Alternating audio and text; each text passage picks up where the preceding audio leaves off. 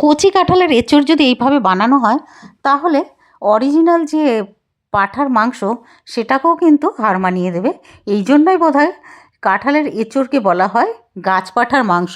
তবে যারা ননভেজ একদম পছন্দ করেন না তারাও যদি এইভাবে বানান তাদের কিন্তু খেতে দারুণ লাগবে। তো এই রেসিপির জন্য 300 গ্রাম কচি কাঁঠালের এঁচোড় নিয়েছি। জল আর নুন হলুদ দিয়ে সেদ্ধ করতে বসিয়ে দেবো মিডিয়াম ফ্লেমে ঢাকনা লাগিয়ে 5 থেকে 6 মিনিটের জন্য। 6 মিনিট পরে ঢাকনাটা সরিয়ে একটু দেখে নেব যে একটু বাকি আছে সেদ্ধ হতে। তারপরে আমি আবার ঢাকনাটা 2 মিনিটের জন্য লাগিয়ে তারপরে জল ঝরিয়ে রেখে দেবো। এবার একটা কড়াইতে 1 চামচ সর্ষের তেল, কয়েকটা শুকনো লঙ্কা, আদা, রসুন আর কাঁচা লঙ্কা ঢেলে দিয়েছি। এবার 1 থেকে 2 মিনিট এইভাবে একটু নাড়িয়ে নেব, ভেজে নেব। দিয়ে দেবো 2টো টমেটো মাঝখান থেকে কেটে রাখা।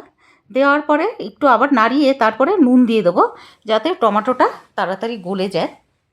এবার আবারও 1 মিনিট মতন ভেজে নেব। তারপরে গ্যাসটা অফ করে উপর থেকে ঠান্ডা জল দিয়ে দেবো, মানে ফ্রিজের ঠান্ডা জল না, রুম টেম্পারেচারে রাখা যে জল সেই জলটা দিয়ে দেবো একটু।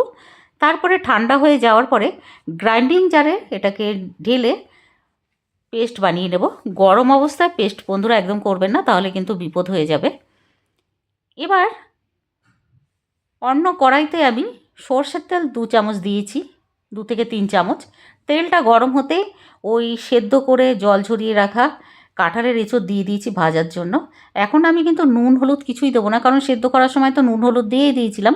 এবার মিডিয়াম ফ্লেমে ভাজতে ভাজতে দেখুন এইরকম কালার হয়ে আসবে, মানে খুব ভালোভাবে ভাজা হয়ে যাবে, তখন একটা প্লেটে তুলে নেব। এবার ওই কড়াইতে 3 টেবিল স্পুন মতন সর্ষের তেল দিয়ে দেবো। তেলটা গরম হতে জিরে 1 চামচ, তেজপাতা আর একটু চিনি দেবো, ছোটো চামচের হাফ চামচ মতন। তারপরে দিয়ে দেবো 2টো মিডিয়াম সাইজের কেটে রাখা, কুচিয়ে রাখা একদম পাতলা পাতলা করে পেঁয়াজ। পেঁয়াজটা দিয়ে মিডিয়াম ফ্লেমে ভালো মতন ভাজবো। ভাজতে ভাজতে যখন পেঁয়াজের কালার এই যে এইরকম চেঞ্জ হয়ে আসবে, বন্ধুরা আমি চিনিটা এই জন্য দিয়েছি, চিনি দিলে কালারটা একটু বেশ ভালো হয় আর সুন্দর টেস্টও হয়, এই জন্য একটু চিনি দিয়েছি, তবে এটা অপশনাল, আপনারা যদি না দিতে চান তাহলে কোনো অসুবিধা নেই। এবার ওই পেস্ট বানিয়ে রাখা যে পেঁয়াজ, রসুন, আদা, টমেটোর যে পেস্ট বানিয়েছিলাম আর শুকনো লঙ্কার, ওটা দিয়ে দিয়েছি। দিয়ে এবার ভালো মতন কষাবো। সঙ্গে দিয়ে দেবো 1 চামচ কাশ্মীরি রেড চিলি পাউডার দিয়েছি কালারের জন্য, 1 চামচ নর্মাল রেড চিলি পাউডার দিয়ে দেবো, আর সঙ্গে হাফ চামচ হলদি পাউডার দিয়েছি, ছোটো চামচের হাফ চামচ। এবার দিয়ে দেবো ধনে পাউডার দিয়ে দেবো 1 চামচ ধনে পাউডার, 1 চামচ ভেজে রাখা জিরের গুঁড়ো আর স্বাদ মতন নুন দিয়ে এবার কষাবো। ধরো আমি না এমনি মার্কেটে যে জিরের পাউডার সেটা কিন্তু আমি ইউজ করি না। আমি কি করি, জিরেটাকে এমনি ড্রাই রোস্ট করে নিয়ে তারপরে পাউডার বানিয়ে রাখি, সেটাই আমি দিই। আমার মনে হয় এটাই বেশি ভালো লাগে, গন্ধটাও সুন্দর হয়। সেই জিরের পাউডারই দিয়েছিলাম আমি। এবার কষিয়ে নেব ভালোভাবে। যখন কষানো হয়ে যাবে, একটু টেনে আসবে দেখুন, এবার আমি দিয়েছি 1 চামচ মতন ঘি। ঘিটা দিয়ে আবারও কষাতে হবে। ঘিটা দেওয়াতে বন্ধুরা সুন্দর গন্ধ হবে। ভালোভাবে কষিয়ে নেব। এবার ভালোভাবে যখন কষানো হয়ে যাবে তখন দিয়ে দেবো ওই ভেজে রাখা কাঁঠাল এঁচোড়। আমি আলু দিইনি, তবে আপনারা চাইলে আলু দিতে পারেন। আলুটাকেও এরকম ভেজে ভালোভাবে যদি এরকম লাল করে ভেজে না হয় তাহলে খুব সুন্দর টেস্ট হবে। এবার কষিয়ে নেব ভালোভাবে।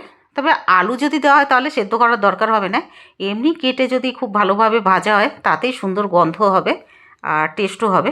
এবার ভালোভাবে কষিয়ে নিয়েছি। 2 থেকে 3 মিনিট কষানোর পরে আমি লিডটা লাগিয়ে দিচ্ছি 2 মিনিটের জন্য লো ফ্লেমে। এবার উপর থেকে দিয়ে দেবো গরম মশলা পাউডার দিয়ে আবারও কষাতে হবে। যত কষানো হবে না বন্ধুরা এই ইয়ের সঙ্গে, কাঁঠালের সঙ্গে, এঁচোড়ের সঙ্গে মশলার, ততই বেশি ভালো হবে।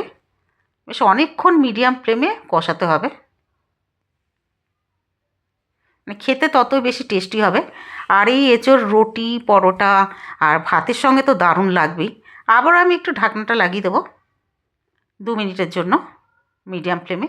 2 মিনিট পরে ঢাকনাটা সরিয়েছি। এবার আবারও একটু নাড়িয়ে নেব।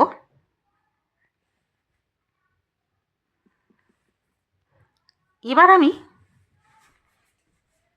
দেখুন কষানো হয়ে গেছে ভালোভাবে বন্ধুরা, আর সুন্দর একটা গন্ধ আসতে শুরু করেছে। গরম মশলা আমি হোমমেড গরম মশলা ইউজ করেছি, যেমন দারচিনি, লবঙ্গ, এলাইচি আর শুকনো লঙ্কা, এগুলোর একটা পাউডার বানিয়ে সেটা আমি ইউজ করি। এবার গরম জল দিয়ে দেবো, দিয়ে ঝোলটা বন্ধুরা আপনাদের মানে আপনারা যেরকম প্রয়োজন মনে হবে, আপনারা যদি পাতলা খেতে চান তাহলে জলটা বেশি দেবেন।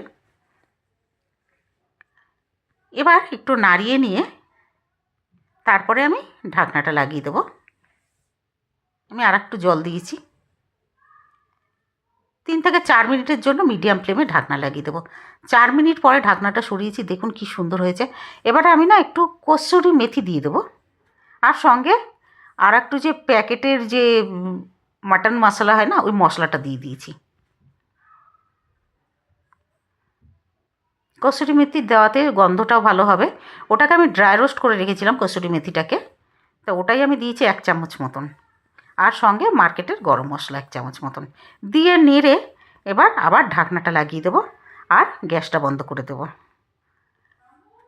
2 থেকে 3 মিনিট পরে ঢাকনাটা সরিয়ে একটা পাত্রে তুলে নেব। তৈরি হয়ে গেছে আমাদের দারুণ টেস্টি ইয়াম্মি গাছ পাঁঠার মাংস, মানে কাঁঠালের এঁচোড়। সত্যি বন্ধুরা এত টেস্টি হয়েছে না, এটা অরিজিনাল মানে খাসির মাংসের স্বাদকেও করে দেবে। তাই পুরো ভিডিও দেখার জন্য ধন্যবাদ। ভিডিওটা ভালো লাগলে প্লিজ লাইক, শেয়ার ও সাবস্ক্রাইব করে দেবেন, আর কমেন্ট করে জানাবেন যে আপনাদের খেতে কেমন লাগলো। ধন্যবাদ পুরো ভিডিও দেখার জন্য।